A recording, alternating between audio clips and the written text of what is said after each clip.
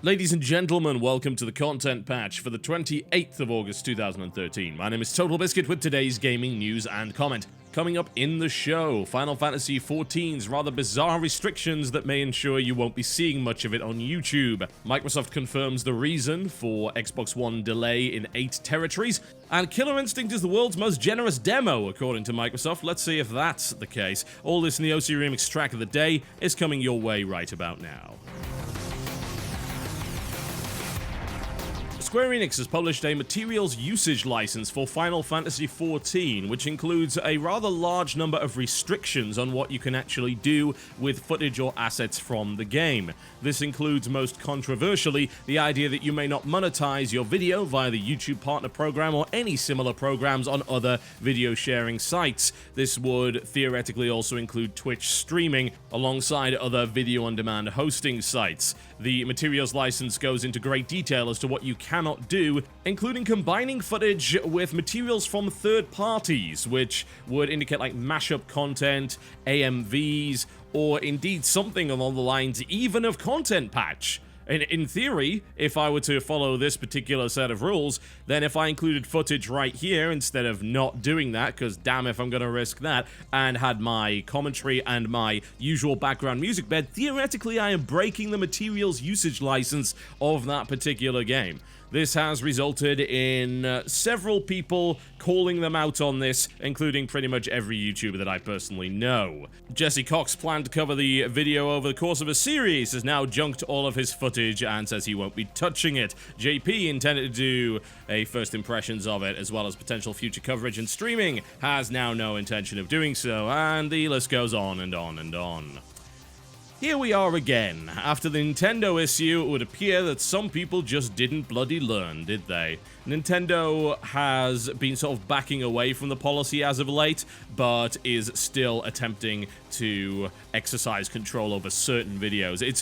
It hasn't gone entirely. I know there's a couple of Nintendo channels that have said, yeah, it's over, it's over. It's not over. It's been happening far more than you might imagine. It's just been happening on a less public and less obvious scale. So let me tell you why this is dumb. It's gonna be a partial repeat, I suppose, of what I said about Nintendo, but I'll try and at least give it a little bit more nuance where I can. So the initial idea would be, well, why on earth should anyone be able to make money from someone else's work? Well, here's the thing. We do that a lot. Like, a lot of our industry is based on that. Think about it for a second. You say, well, why should I be able to make money from someone else's work? Alright, well, why should this game be able to make money? Because it uses a mechanic that was invented by a different one. Now, there's a good example there. World of Warcraft lifts most of its mechanics from other games, and then we've got Final Fantasy XIV that does a fairly similar thing there as well. What I'm basically saying here is that derivative work is valid, yeah? It may not be as respectable as fully original stuff, but the fact of the matter is there is very little fully original stuff in our particular industry. And that, as a general principle, is not good ammunition against people that create derivative works and profit from them. We can also throw all of the ideas out of the window that people don't deserve to make money from this industry. It's not a real job and so on and so forth. As I've said before, you should be glad that we don't have real jobs. Because if we had real jobs, we'd be competing against you. The job market's difficult enough as it is right now. The last thing you want is us in it competing with you. That's absurd. Why on earth would you want that kind of stuff? I've burned it down several times before just to base jealousy. Just saying, oh, you know, his job is easier and cooler than mine, ergo I'm going to rationalize it in my head by saying it's not a real job or he's a horrible person or whatever. Yeah, it's all of this stuff is irrelevant, yeah? Here's what matters from a consumer standpoint. This particular set of regulations that these guys have been putting into play, this materials usage license, I frankly don't even know whether or not it's valid, honestly. They can probably just use the YouTube systems to enforce it anyway, even if it's not legally valid. The point about this is that it doesn't actually apply to traditional media sources, but it does apply to stuff like YouTube and streaming. It applies to new media only, which is a huge dick move. So it's okay for me to monetize my written review about Final Fantasy XIV. Yeah, it's okay to do that. It's absolutely fine. It is not okay to monetize my video review, if I happen to do one, or my video first impressions, or my multi-series piece of content, which is the best way to cover an MMO. Here's how not to adequately cover an MMO. A 2-page written review. You know what? In the reviewer's guide to Final Fantasy XIV, I received a code for this. It says, we recommend you put a minimum of 40 hours into this game before you actually talk about it in any particular respect. Okay, so you are expecting a lot of time put in here, yeah? I can review, if I reviewed, I do first impressions, but if I were to review a game, it wouldn't be that difficult. Most campaigns are anywhere between 6 to 10 hours in length. I beat the campaign, maybe play a little bit in multiplayer, and down goes the review. And that'll be the standard way of doing things. You're not asking for 40 hours of my time. And you're also not trying to restrict me from what I'm actually doing. And you don't find other companies, aside from Nintendo, that throw down this kind of nonsense because they realize it's unreasonable. You know, we can go into fair use arguments all you damn well please, but the basic reality is that these are people whose living it is to critique and review and preview and do first impressions and quick looks and WTF of video games. And that is what they do, and they provide a valuable service to people that buy video games. That is the reality of the situation. Just because we are covering your game does not mean you are entitled to say, no, I'm sorry, you can't make any revenue from this. You know what that's gonna do? It's gonna mean that I don't cover your game, especially if you're asking me to dedicate 40 hours to it. And we get back to this point as well of the best way to cover an MMO is actually in a multi-video series, because MMOs are very slow burners, the slowest of burners. It takes a long time. Also, explaining all of the core concepts of an MMO cannot really be done in a single presentation. It certainly can't be done in 2 pages. If I can do 35 minutes on the archaeology system of World of Warcraft Cataclysm, then I'm pretty sure you can't adequately cover it in 2 pages. People want detail, especially when they're looking at MMOs, especially when you are expecting them to dedicate a lot of time to it. They want to know. They wish to absorb that information. And if you are saying, you know what, your time isn't worth anything, if you're going to make stuff for our game, you're not allowed to make any money off it, which is hilarious, really, because you're implying that you're selling the video, which is actually not how it works. Here's a little bit of cold hard truth, and this might sound offensive to some people. Just understand that it's not intended that way. This is simply the industry reality. You know what we're selling? When we make videos, we're selling you. We're selling you, the viewer, to the advertisement company, The ads are running on the video. We're not selling the video. They don't care about the video, They don't even look at it. What they care about is the demographic. They care about you, They are selling to you. So we as a channel are selling our audiences. And that sounds horrible, when you vocalize it, doesn't it? But really, it's just the reality of the industry, and it's actually not that harmful. In fact, quite the opposite. It's a great way of people getting free content with minimal inconvenience and 0 expense, which is fantastic. I mean, you can watch hours and hours and hours of YouTube videos. You don't pay a thing. You don't pay a thing. It's insane. It's wonderful. You can find anything you want. You don't have to pay for it. It's brilliant. What a great system.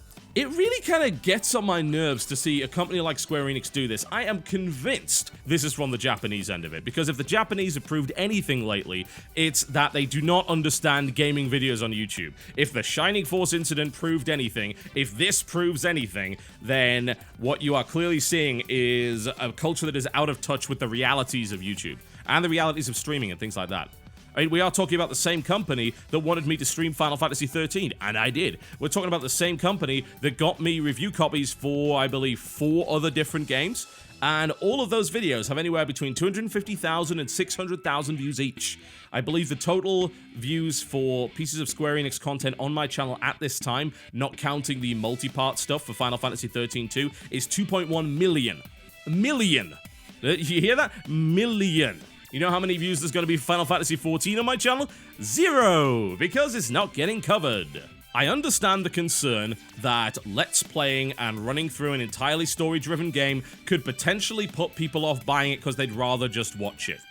I still believe that this is a design problem and not a fundamental problem with Let's Playing. Even if I dislike the YouTube style of Let's Playing, I will still defend it on the basis that just because I don't like it doesn't mean that it's not a valid form of entertainment for some people. And if people are put off buying your game because they could just watch it instead, then your game is very clearly not engaging enough from a mechanical standpoint. If I can experience all the game has to offer by just watching a video with someone chatting over the background, then that probably means that your game is not that exciting and you need to be having just another little look at how you design it. If you make your games engaging, people will want to play them after seeing somebody else play them. If you don't, that's your fault. If you're arguing that, say, long-form video content that shows large chunks of your game is somehow detracting from the audience of your game rather than increasing it, I would love to see your evidence. I really, really would. Please show me anything other than correlation and conjecture. Oh, you want proof of the contrary, you say? Oh, that shouldn't be a problem. I've got 3 years of that stuff. Bring it on. Microsoft's head of product development by the name of Albert Pinello has discussed the 8 regions that will not be receiving the console on launch. Originally, the Xbox One was intended to be launched in 21 territories. However, 8 markets of those 21 have been delayed until 2014, and Mr. Pinello describes it as an issue of localization with voice control features. He denied the speculation that there were supply problems for the console and said, I think people are using the way voice works on Xbox 360, which was an accessory we built 5 years after release, as how it's going to work here. But it's so much more elegant and so much more integrated, and in many ways it's a lot faster and more convenient. Whereas on 360, it's a lesser version of doing the thing you're used to with your controller. He went on to say, that's the part of the internet that's frustrating, because everyone wants to assume there's a units volume issue. And yet I'm showing real hardware here at Gamescom, a real final retail kit. I don't really think that's got anything to do with it, but hey. He also reminded people that the console is, of course, now region-free, meaning that if you happen to be in a place like, say, Switzerland, for instance, you will be able to purchase a German or a French console, and it will still work. Admittedly, they did not explain exactly where you would get that from. One assumes you would have to import it, and they wouldn't be shipping German and French consoles directly to the country.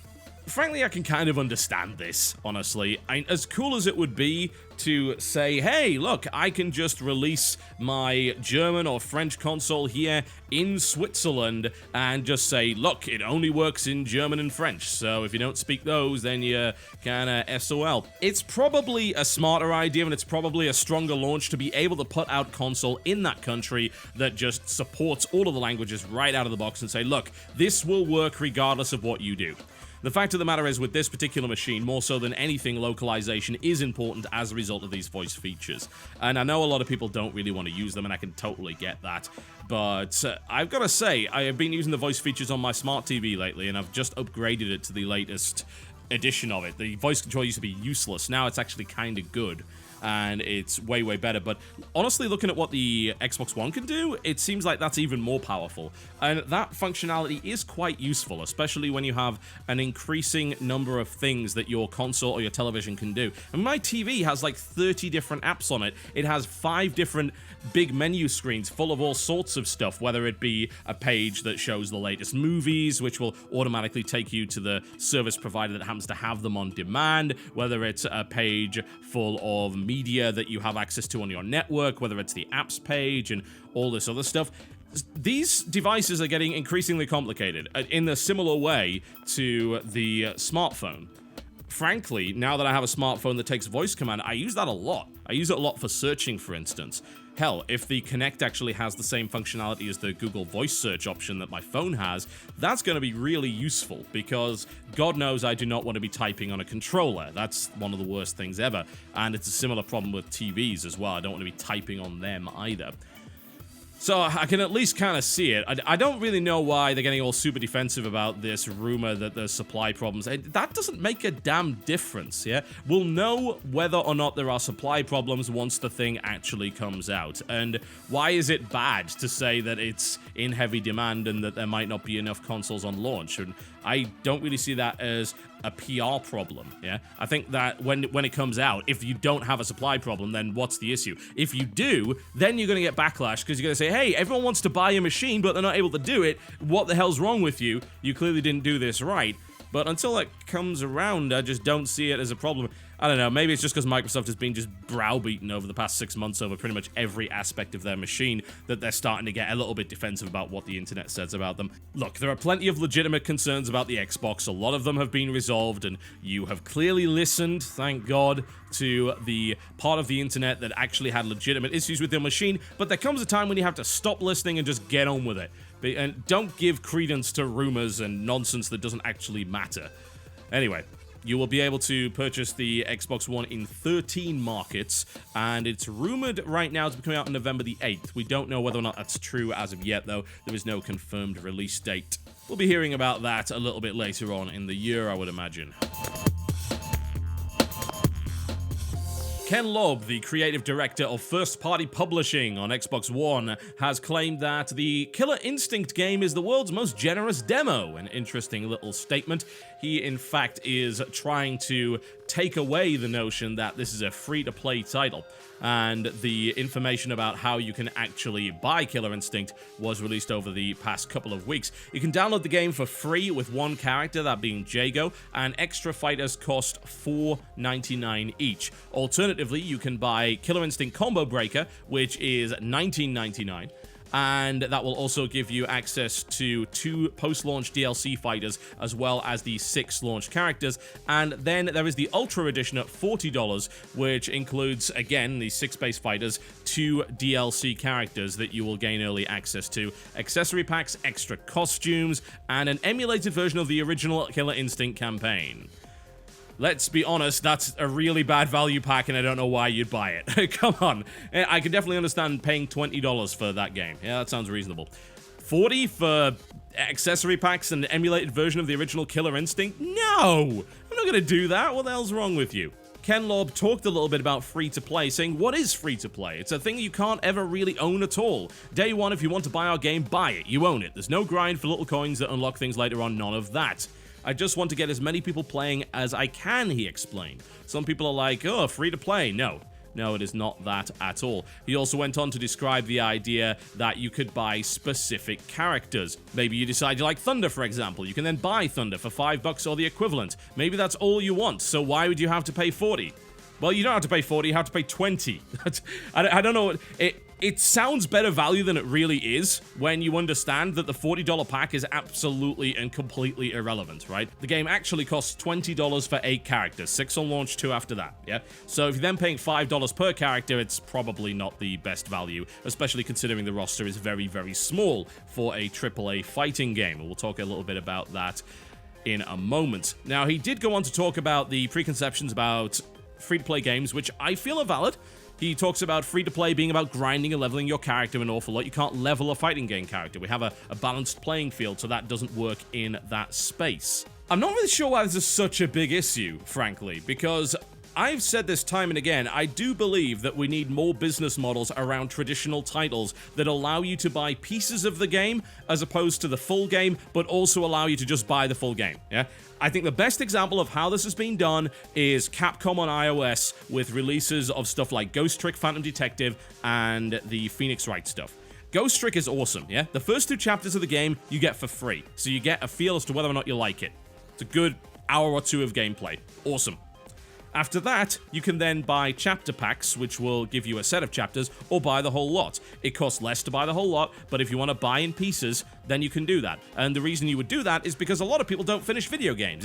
It's actually a massive statistic that people just generally don't finish video games. So why buy the full video game if you're not going to beat it anyway? It's a little weird when you apply it to a multiplayer title, right? It's a little strange. When you apply it to a multiplayer game from day one, as opposed to, say, Ghost Trick, which is a single-player game and actually didn't used to be that way on DS, it was just a $30 cartridge, and then they ported it to iOS and they changed the business model around, things start to get a little bit weirder, because what happens when you suddenly think, you know what'll make people buy more characters? If we make Jago less powerful than them, you know? Jago is the free fighter, so would they have the integrity to ensure that Jago was just as competitive as every other fighter in the roster? Because if not, and if there's even a sign of that, then you've got a PR disaster on your hands, because then people will just turn around and say, oh, so you're not even allowing the free guys to be able to be as competitive as everybody else.